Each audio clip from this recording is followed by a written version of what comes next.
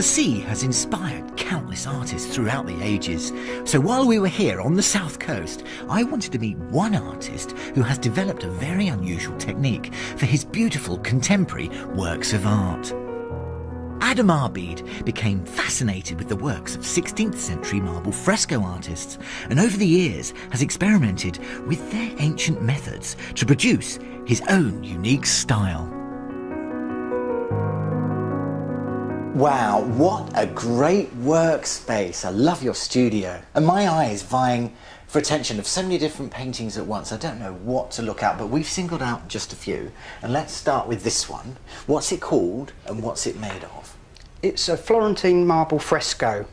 I'm using crushed marble, which I aggregate and sieve it and get my particular blend for the particular finish I'm after. And then I'll add that to a lime stucco render. And as the material's starting to go off, I polish with stainless steel trowels the surface, which brings the marble grains to the forefront. When that's finished, I'll build up layers and layers of sealer and then cut the sealer back with abrasives, so I've got a beautiful smooth surface. Do you use the natural pigments in the marble itself, or do you actually add to it?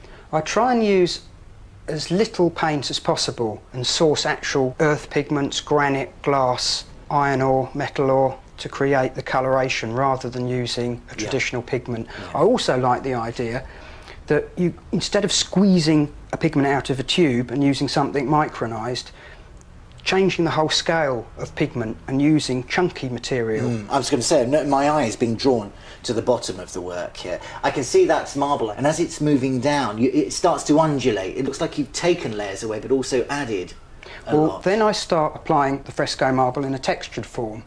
And over the top of this particular area, I've put platinum leaf because I wanted a sparkling water without actually using traditional blues. Yeah, it's like the foaming sea there, isn't it? Absolutely, yeah. And what about right at the very bottom? Is that sand? What I've used there is crushed granite, marble, metal ore and glass. I've then reblended that and reapplied it in a paler combination to give the sea foam quality.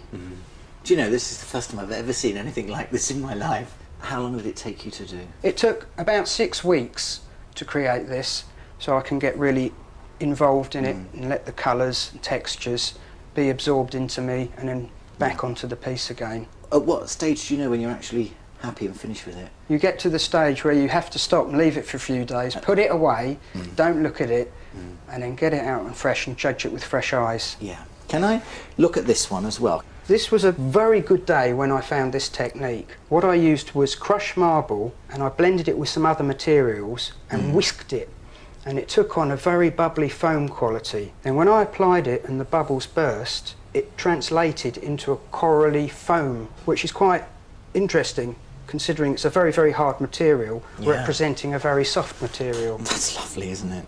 Well, these are certainly collectibles of the future, aren't they? There's one more that's just grabbed my eye. This. Well, this is a new departure. I've started sourcing raw material, metal ore, fossils, carborundum. And how do you put them on there? What do you do? Do you glue them on? I put them in a special water-bound resin is the closest explanation I can give to it. But you can't coat the material too heavily because you'll lose its natural sparkle. It'll lose the glitter, won't it? And I do like the fact that as you move around it, it flashes away. Yeah. What's the piece called and where did the inspiration come from?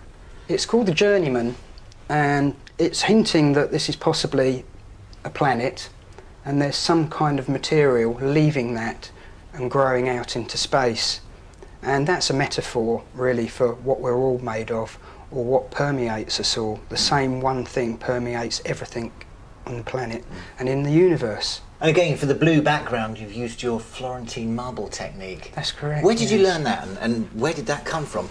I was driving around Europe on a holiday, and we went to Italy, and I saw these beautiful frescoes.